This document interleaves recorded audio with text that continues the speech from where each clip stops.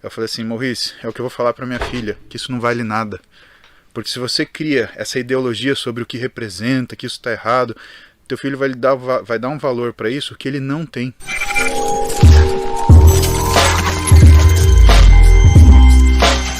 Dentro de todas essas escolhas e para ser coerente, o que eu também tinha que saber? Que eu não ia ser o sujeito que ia ficar milionário, eu não ia de uma hora para outra, né, chegar em casa e viver uma vida de extremo luxo e conforto. Eu tive colega de faculdade, por exemplo, que ele passou na faculdade e ganhou de presente do pai um Porsche novo, né? E que ele ficou ansioso para pegar o carro, ele pegou o carro na concessionária antes de sair o seguro, e aí ele foi roubado e perdeu o carro no primeiro dia. O pai dele ficou tão bravo com ele que deu uma Courier 16 válvulas para ele novinho no dia seguinte, para ele aprender o que é dificuldade na vida. Eu andava de metrô e ônibus, né? Eu falava, nossa, que difícil a vida para alguns de nós, né? O que eu não critico em absolutamente. Hoje eu tenho condição, por exemplo, de dar um carro para minha filha, tá? E tem um grande amigo meu, né, que é o Maurice Brownstein. A gente estava discutindo no consultório outro dia e ele estava com uma dúvida se ele tinha que comprar um carro. Aí ele falou para mim assim, mas o que eu vou falar para o meu filho? Eu falei assim, Maurice, é o que eu vou falar para minha filha, que isso não vale nada. Porque se você cria essa ideologia sobre o que representa, que isso está errado, teu filho vai dar um valor para isso que ele não tem. Então a minha filha olha para um carro assim, é só um carro. E isso me dá segurança porque ela nunca será comprada por um carro, por esse bem material, aquilo. Porque o que a gente mostra em casa são que as verdadeiras riquezas são os valores que a gente tem. Perfeito. De respeito, de coleguismo, de compaixão, de empatia. São essas coisas que valem a pena. Mas voltando ao que eu estava te falando, eu sabia que eu não ia ter essa vida. Então, o que eu fiz? Eu me esmerei em ser aquilo que verdadeiramente eu achava valioso para mim. Simplesmente porque eu era assim. Dá muito trabalho mentir. Ivan, você tem que ter uma memória gigantesca, porque, cara, uma mentira leva a outra mentira, que leva a outra mentira, que leva a outra mentira. Você vive uma vida que depois você começa a achar, inclusive, que aquilo é verdade. E duas coisas vão acontecer. Ou você vai se esquecer e vão te pegar na mentira, ou pior, você vai acreditar nessa mentira. Que isso muita gente faz, né? E você vai se iludir. E não tem tristeza maior do que a ilusão que você cria para si mesmo. Porque nessa realidade paralela, nem você cabe. Às vezes as pessoas elas criam fantasias para que o mundo caiba naquilo que é o entendimento delas. Em um determinado momento, algo acontece, cria uma disrupção, e elas percebem que nem elas cabem naquele mundo. E aí é quando elas percebem que estão iludidas, né? Por si próprias. Pois é.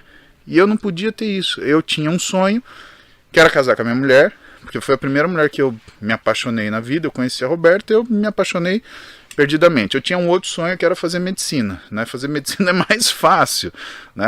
Passar no vestibular foi infinitamente mais fácil. Pô, passar no vestibular, eu fiz 2 anos de cursinho e passei, né? Agora para casar com o Roberto demorou 10 anos, né? 10 anos tentando ali. Demorou 5 anos para namorar, demorou 10 anos pra gente casar. Então foram 15 anos, né, de paciência e consistência. Eu sei muito bem o que eu quero. Eu não me dou prêmio de consolação.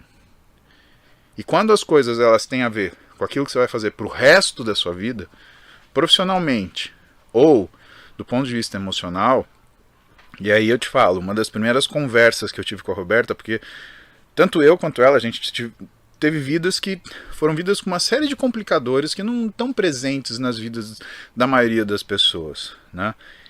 E eu virei para ela e falei, olha, eu confio para você uma das coisas mais importantes da minha vida, que é o meu patrimônio emocional. Você é tudo que eu sinto e tudo que eu quero.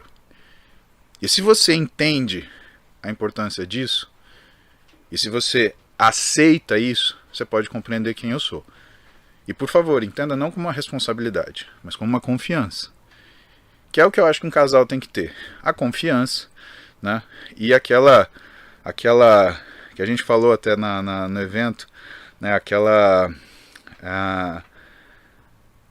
Não é união, como é que é a palavra? É uma palavra que sempre me sai da cabeça. Cumplicidade. Cumplicidade, né?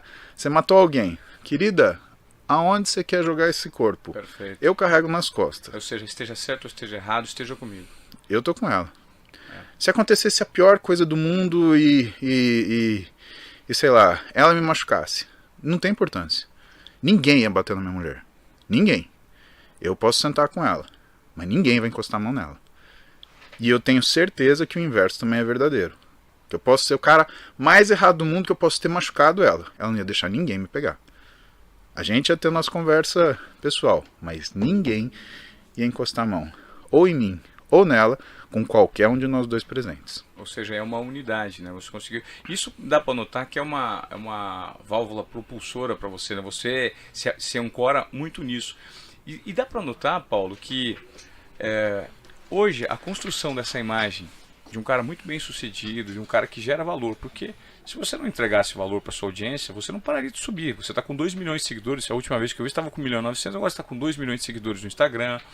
Você faz lives que você coloca pessoas todos os dias ouvindo você fazer um aeróbico na bicicleta, trocando ideia, e as pessoas te aplaudem assim e te seguem de uma forma cega. Eu queria saber qual que é o impacto que você percebe que se gera nessa sua audiência, que nem todos conseguem ser seus pacientes, mas muitos são seus seguidores, e o que a pandemia provocou em relação a pensamentos relacionados ao que você faz e a sua transformação. As pessoas refletiram mais, né, Ivan? Elas foram mais expostas à solidão, porque elas entenderam. Uma coisa é solitude, quando você quer ficar sozinho. Outra coisa é solidão, quando você se sente sozinho à revelia do que você desejaria. Total. E as pessoas sentiram essa solidão. Uma solidão não só física, mas uma solidão de ideias, uma solidão de metas, uma solidão de propósitos. Ela tinha uma ideia que devia ser o comportamento das pessoas, as pessoas tinham um comportamento completamente diferente. Outras pessoas tinham um comportamento, mas tinham um discurso. Outras tinham o discurso, mas não tinham o comportamento. E aí elas começaram a se sentir um sozinho ruim, que não é só a falta da pessoa do seu lado, é a falta da ideia. A partir disso, eu tinha que fazer duas coisas, né? Eu tinha que, primeiro, cuidar. A gente fala que medicina, né, é a arte que vem de uma ferida que nunca se cura no médico. Né? Por que a gente faz medicina? Para resolver um problema nosso. Porque a gente tem um problema muito grande para resolver. Eu acho isso completamente verdade. Eu tenho um caso de doença séria na família, uma pessoa muito querida, e que tenho certeza que me jogou dentro da faculdade. Tanto que foi a primeira coisa que eu resolvi quando entrei na faculdade. Primeira, né? Antes de mais nada. E diante dessa situação, e tomando isso como uma realidade a ser cuidada, o que eu tinha que cuidar? Eu tinha de cuidar daquilo que eu gostaria de ter. O que eu te falei que eu gostaria de ter? Mais do que apoio, suporte. Então o que está acontecendo com esses alunos? Eu me perguntei no meio da pandemia. Eles estão sozinhos? Eles estão em casa? Será que eles são como eu, que eles acordam de manhã e falam: puta, que tesão, eu sou médico. Olha só o que eu conquistei. A responsabilidade que eu tenho e a relevância que eu tenho. E aí eu comecei a perceber que não. Porque eu comecei a ver um aqui, outro ali. Ah, porque eu quero ser chamado de doutor. Ah, porque é o jaleco. Ah, porque é o tamanho do brasão do jaleco. Não, porque é o hospital que eu faço o meu estágio. Falei, opa, isso daí está indo para um lugar errado. E aí eu criei o Interligas, que era um programa de aula para alunos. Então, em 2020, né? Durante, acho que foram 18 sábados, eu dava aula 3 horas para uma turma de 16 mil alunos de medicina. 16 mil? 16 mil. Eram 311 ligas de medicina espalhadas pelo país, 16 mil alunos de 11 países diferentes.